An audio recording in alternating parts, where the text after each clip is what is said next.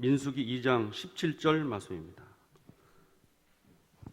구약 성경 195쪽입니다. 민수기 2장 17절 말씀.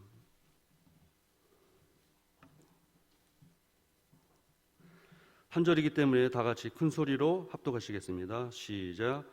그 다음에 해막이 레위인의 진영과 함께 모든 진영의 중앙에 있어 행진하되 그들의 진친 순서대로 각 사람은 자기의 위치에서 자기들의 길을 따라 앞으로 행진할지니라. 아멘. 다음은 가자제일교회 남성교회 협의회 임원분들 나오셔서 특송하시겠습니다.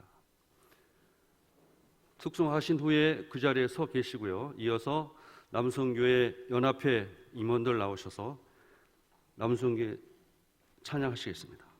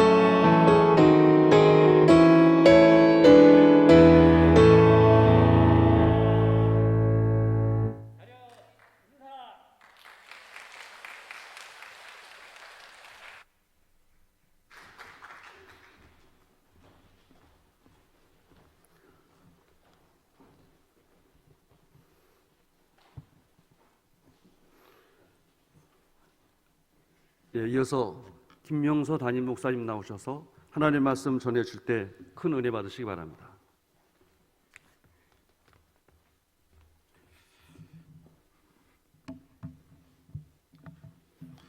우리 교회 오신 걸 환영합니다. 저희들은 예배 드릴 때 인사를 자주 합니다. 어떻게 인사하냐면 집사님 뵈니 시원합니다. 그렇게 인사합니다. 옆에 있는 분 보면서 서로 인사 한번 해볼까요? 시작.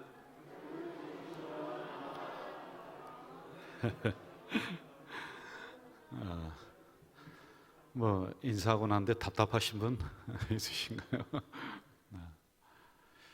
목회를 10년간 하면 그 교회 부부싸움 나는 것까지도 담임 목사 책임이다 이런 얘기가 있어요. 그러니까 주로 교회는 담임 목사를 담게 되어 있다. 뭐 그럴 수밖에 없는 것 같아요. 늘 말씀을 전하면서 교회를 장로님들과 함께 움직여 나가니까 교회의 영성이나 모습들이 담임 목사를 닮아가는 것 같아요. 우리 주한교회 오셨는데 담임 목사님 닮으셔서 잘생기셨습니다. 진짜 카리스마가 있는 장로님들, 박정로님도 그렇고 어디 갔죠? 이병철 장로님? 저기 계시네요. 네. 우리 인천제일교회 또 온화한 그 카리스마로 우리 인천노회를 이끌어 주시는 손시철 목사님 닮으셔서 멋지게 생기셨습니다. 근데 이렇게 보통 하면은 아멘 하고 막 그렇게 반응을 해주시는데 별로 제가 진정성이 없는 거예요. 저는 여기서 서서 사회하시는 우리 장로님 조한국 목사님이 오신 줄 알았어요. 이번 교회죠. 어쩜 그렇게 외모도 이렇게 멋지게 닮아가시는지요. 우리 조장로님 이하 우리 교회 장로님들은 한국에서 최고 잘생긴 장로님들. 누구 닮아서? 아니 뭐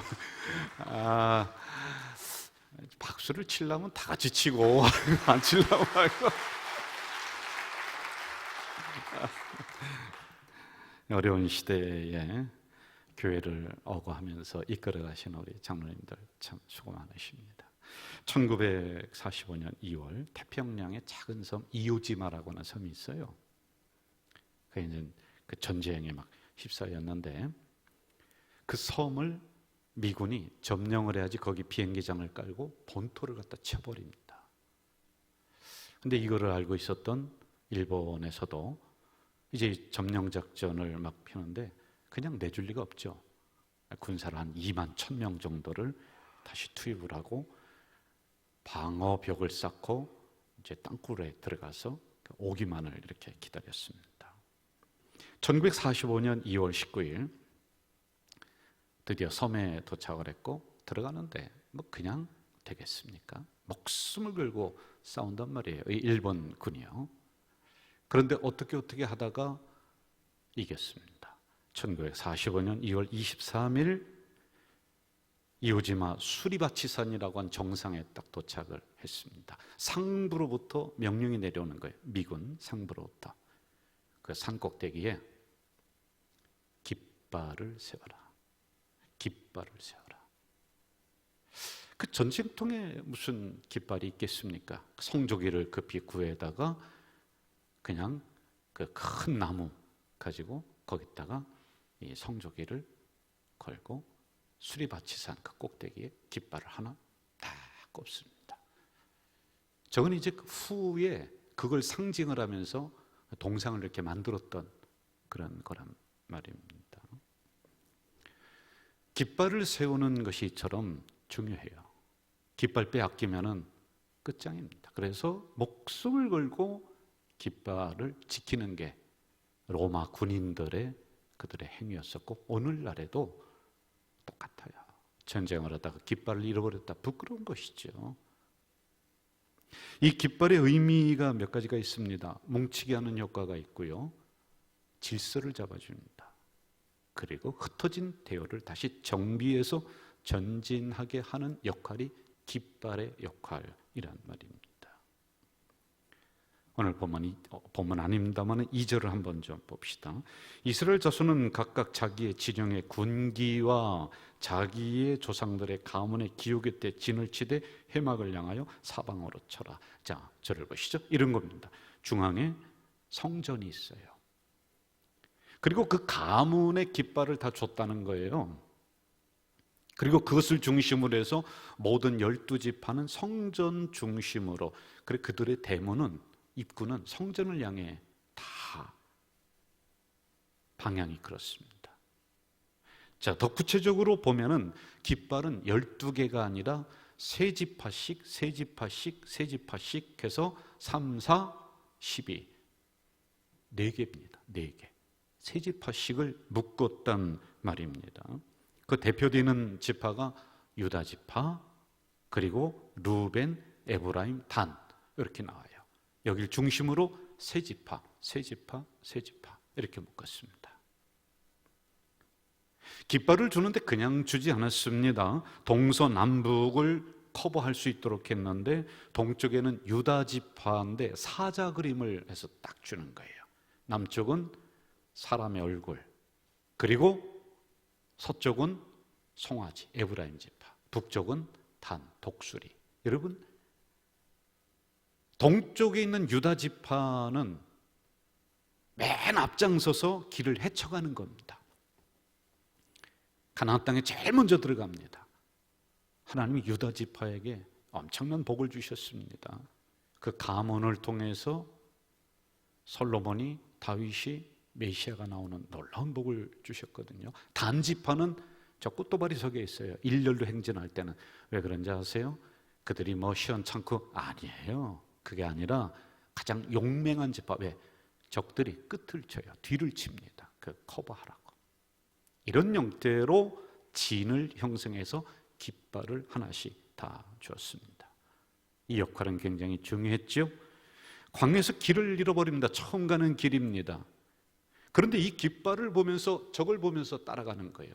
길이 없어요. 여러분, 광야에 무슨 길이 있습니까? 뭐 우리가 많이 듣고 배워서 아시겠지만은 이 광야는 길이 있다가도 없고 없다가도 생기고 하루아침에 모래바람으로 언덕이 생기기도 하고. 그래서 여러분, 무엇인가 저 언덕을 보면서 우리가 가자. 그 다음날 보면 언덕이 없어지는 거예요. 그러므로 깃발을 보면서 전진해라 라고 하는 것이죠.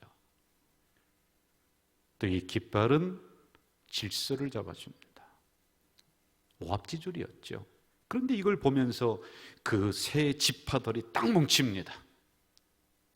그리고 소속감을 심어주는 게 깃발의 아주 중요한 행위였습니다. 74년 전 1948년 2월, 지금 부평성전이 아닙니다. 저 주안에 하나님은 주안교회 깃발을 딱 들게 하셨습니다. 1946년 10월 19일, 그때는 번화가였다라고 합니다. 77년 전에 하나님은 인천제일교회 깃발을 거기 딱 들게 하셨어요. 제가 조사한 게 틀리면 틀리다고 손 들고 얘기해 주세요. 1948년 10월 3일 제3교회 74년 전 그 자리죠, 장로님. 맞죠? 거기 깃발을 딱 들고 있는 거예요. 제가 일일이 다 말씀은 못 드리겠습니다. 누구 하나 또 어느 교회 하나 빠지면은 왜 빠졌냐고 또 삐지실 것 같아서 이렇게 세 개 교회, 그리고 우리 사회를 보시는 장로님 예본교회 1990년 6월 10일, 지금부터 32년 전, 맞아요? 깃발 세우셨습니다. 우리 교회는 1973년 1월 23일 72년 50년 전에 양철판 얹어놓고 아무도 들어오지 않는 진흙구덩이인 이곳에 우리 인천제일교회 곽선희 목사님, 그때 당시 그 남선교전대에서 땅을 조그맣게 사주셔서 그 깃발을 꼽았습니다.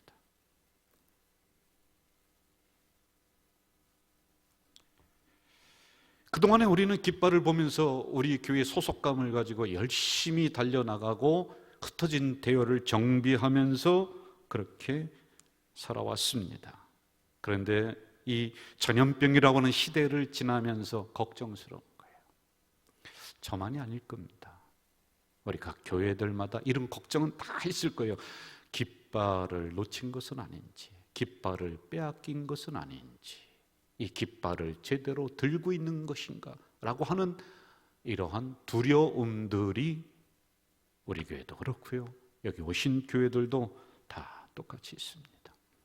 이 전염병을 지나면서 우리의 대열이 흩어진 건 아닌가? 그게 있습니다. 느슨해진 건 없는가? 솔직히 아니다라고 자신 있게 이야기할 수 있는 교회는 과연 몇 개가 될까요? 여러분들, 더 겁나는 게 있습니다. 교회 속으로 파고 들어가다 보면은 원래 그 위치에서 그렇게 충성하던 성도들이 신앙을 놓친 것은 아닌가, 주저앉은 것은 아닌가. 이 기간을 통해서 말입니다. 힘겹게 그 광야를 거치며 걸어가고 있는 이 즈음에 성도들은 신앙을 놔버린 것이 아닌가라고 하는 이러한 두려움들, 이걸 점검해 봅시다. 첫째, 다시 대열을 정비하라 말씀하십니다. 출애굽기 13장 18절 같이 읽어볼까요? 시작. 그러므로 하나님이 홍해의 광야길로 들려 백성을 인도하심에 이스라엘 자손이 애굽 땅에서 대열을 지어 나올 때에, 저를 보시죠. 자, 이스라엘 백성들이 애굽 땅에서 대열을 지어서 나왔다. 그럼 우리가 문득 생각하기를 이런 생각이 들 겁니다. 아, 질서정연하게 아주 잘 나왔겠구나. 그런데 여러분, 원어적인 의미를 살펴보면은 조직, 질서, 이게 있는 게 아닙니다. 이게 없었다. 그래서 그 다음에 나오는 단어를 보면은 무리, 질서 없었습니다. 대열을 맞출 줄도 몰랐단 말입니다.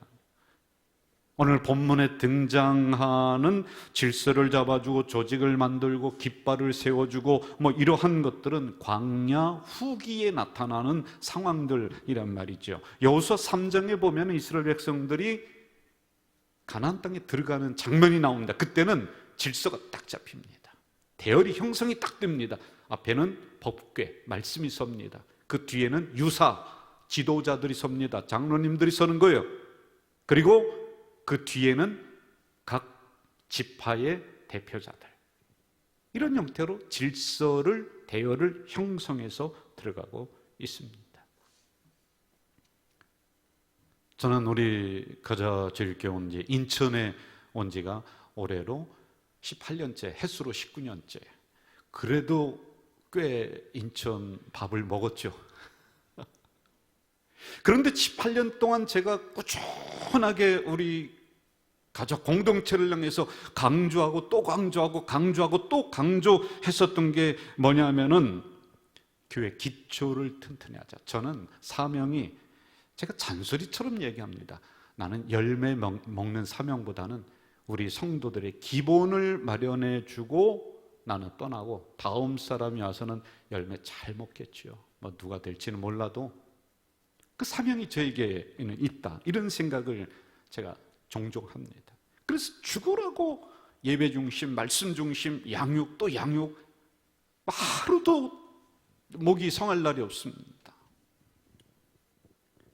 이런 일들을 통해서 교회의 근본적인 토대를 하나하나 마련해 나가는 것, 이게 정말로 중요합니다.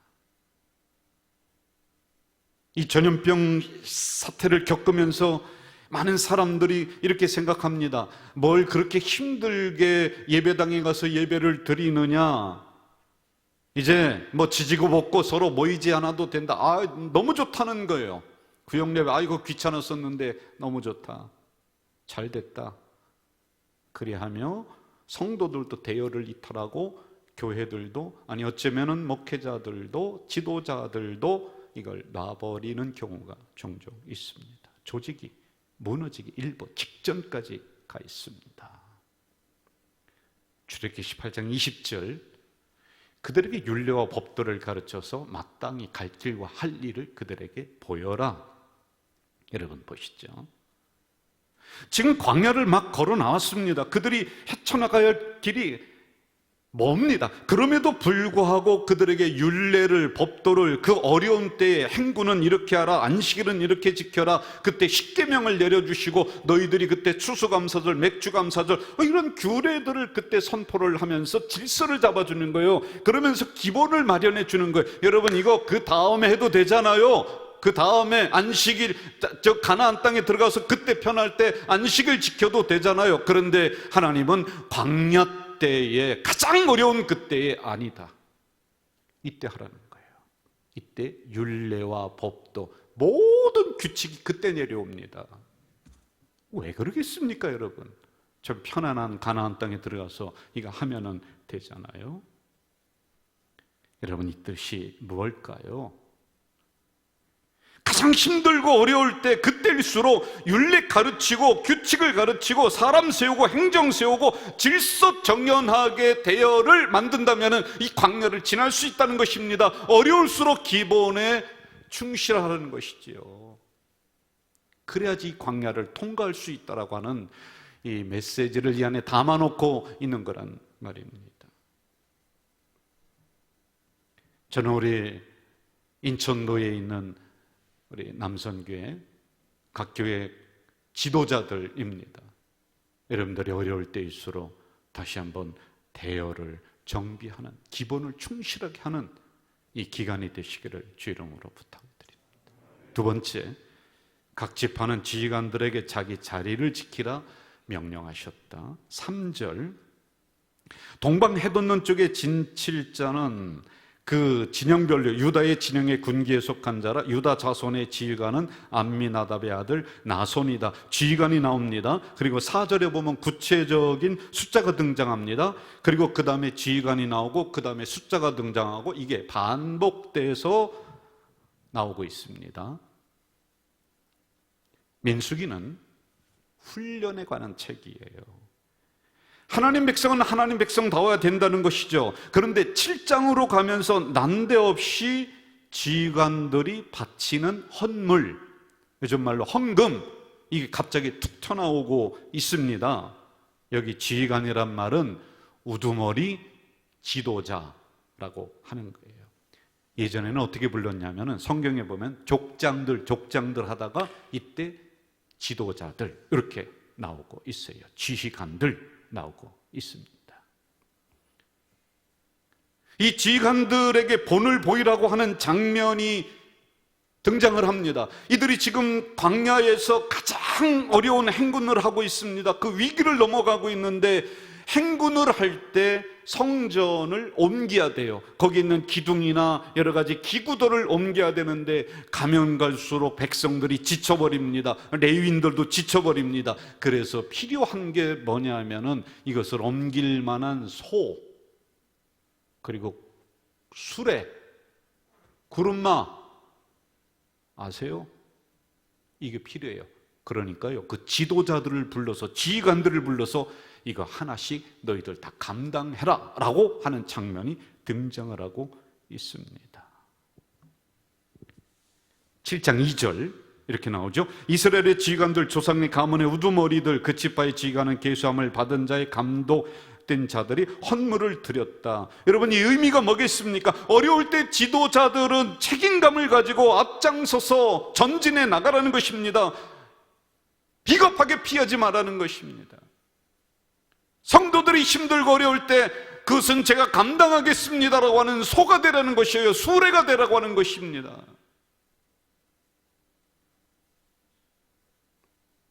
미련하리만치 그 자리를 지킬 줄 알아야지 흩어졌던 성도들이 다시 모이고요, 다시 일사불란하게 그 광야를 지나갈 수 있는 게 지휘관들, 지도자들의 책임이라는 말입니다. 여러분, 초신자들은 시험 들었다라고 이리저리 방황하면서 교회를 이탈할 수가 있습니다. 그러나 적어도 우리 지휘관들, 지도자들은 아니도 솔직히 장로님들은 그리스도의 깃발을, 분기를 들고 그 자리에서 묵묵히 서 있을 줄 아는 그 역할을 감당해야지. 위기는 없는다고요. 그래야지 성도들이 다시 그거 보면서 모입니다. 경거망동하는 것이 아니라 비바람 몰아쳐도 깃발 들고 서 있어야지 됩니다. 4절로 가면서 그의 군대로 계수된 자가 74,600명이었다. 이제 숫자가 나오죠. 그런데 신학자들은 곱하기 4를 해야 된다. 왜냐하면 군사만 헤아렸는데 뭐 일반 그 어린아이도 있고 노인도 있고 부인들도 있고, 그러면 이걸 4를 곱해봤더니 28만 명, 28만 명의 목숨이 지휘관들에게 달려있는 거예요. 여러분에게 달려있는 거예요. 교회가 여러분에게 달려있는 거예요. 목사에게 아니에요. 착각하지 마세요. 장로님들의 어깨를 보면서 성도들은 닮아나가는 겁니다. 교회의 영적 분위기는 장로님들에 의해서 주도되는 거예요. 여러분, 이럴 때일수록 예배 자리 벗어나지 말고요. 기도의 자리, 말씀의 자리 벗어나면 안 돼요. 힘들수록 그 자리 묵묵히 지킬 줄 아는 우리 남선교회 장로님들 되시기를 주의 이름으로 부탁드립니다. 마지막 세 번째, 흩어진 대열을 정비하고 전진하라 말씀하시죠. 17절, 모든 진영의 중앙에 있어 행진하되 그들의 진친 순서대로 각 사람은 자기의 위치에서 자기들의 길을 따라 앞으로 행진할지니라. 대열을 다시 정비했습니다. 그리고 지휘관들이 자기 자리를 굳게 지켰습니다. 그리고 그들은 다시 일어나서 광야의 모진 바람을 뚫고 가나안 땅으로 전진하는 거예요.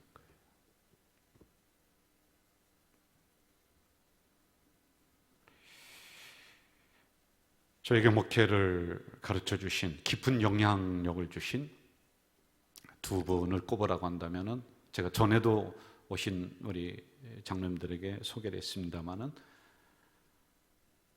청주에 있는 상담교회 정삼수 목사님과 얼마 전에 돌아가신 이순 목사님. 제가 그래도 의리팝니다. 3일 동안 그 빈소를 막 지켜드렸습니다. 아침에 가서 저녁 모든 사람이 돌아갈 때까지 식당 한 구석에서 가만히 있으면서, 또 아는 목사님들 오면은 제가 대접할 분은 가서 말동무도 해드리고, 아니면 또 그 자리에 제가 또 막 나타나고 그러면 그것도 실례인 것 같아서 한쪽에서 조용히 있었습니다. 저녁 되면은 호텔에 가서 자고 그 다음날 아침 일찍 와서 또 스승님한테 인사드리고, 그리 하면서 3일 동안 그렇게 꼬박 지켜드렸어요. 마지막 빈소 저 학관 거기까지 가서 끝까지 다 마무리를 해드리고, 제가 마무리라고 하는 게 뭐 그냥 뒤에서 서 있는 게 마무리지 않겠습니까? 왜? 너무 고마워서 그런 거예요. 제가 갈 때마다 목사님이 이렇게 말씀하십니다. 야야, 말도 하지 마. 나는 목회하면서 얼마나 힘들었지 몰라. 나는 저 경주 어디에서 뺨까지 맞으면서 목회해서, 김 목사 조금만 참아, 조금만 참아. 그러면서 그분들의 고생했던 얘기, 서러웠던 얘기, 그걸 하나하나 하실 때는 제가 면구스러워서 그 이야기를 다 듣지 못할 정도로 고생해 오시면서도 그 사명을 놓지를 않으셨습니다. 그 길을 걸어가셨습니다. 마지막 유언을 남기시면서 이렇게 우리 후배 목사인 몇 명에게 유언을 아예 녹음을 해서 이대로 좀 해다오. 비석을 하나 세워다오. 그런데 비싼 거로도 하지 말고 비석에 이런 글귀를 좀 넣어다오. 빈손 들고 앞에가 십자가를 붙드네. 그대로 써서 비석에 이렇게 해드렸습니다. 괴테라는 철학자는 인생을 말할 때 눈물 젖은 빵을 먹어보지 않고는 인생을 논하지 말라라고 이야기합니다. 여러분, 인생길을 여기까지 오면서 수많은 어려움이 있는데 포기하셨나요? 가정 건사하면서 내려놓으셨나요? 아닙니다. 내가 건사해야 될 자녀들이 있기 때문에 눈물 젖은 빵을 먹으면서도 그 길을 걸어오셨던 여러분들이십니다. 단 한순간도 우리는 힘들지 않았던 적이 없었습니다.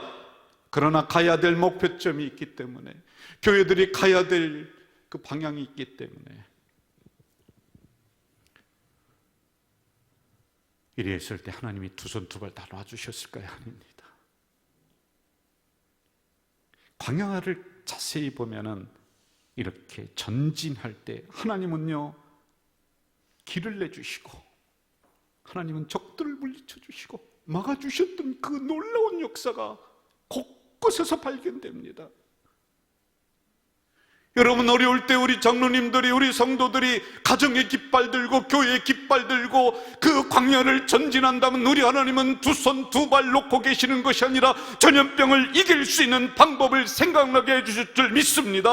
다시 사람을 보내주실 줄 믿습니다. 다시 여러분 재정을 풍성하게 만들어 주실 줄 믿습니다. 여러분 회복될 줄 믿습니다. 아니, 회복을 넘어서서 부흥으로, 부흥을 넘어서서 번영의 역사로 가는 놀라운 은혜 주실 줄 믿습니다. 여러분, 이 찬양으로 제 설교 마무리를 좀 하고 싶어요. 다 아는 찬양이에요. 우리 같이 한번 찬양할까요? 나의 등 뒤에서 이 찬양합시다.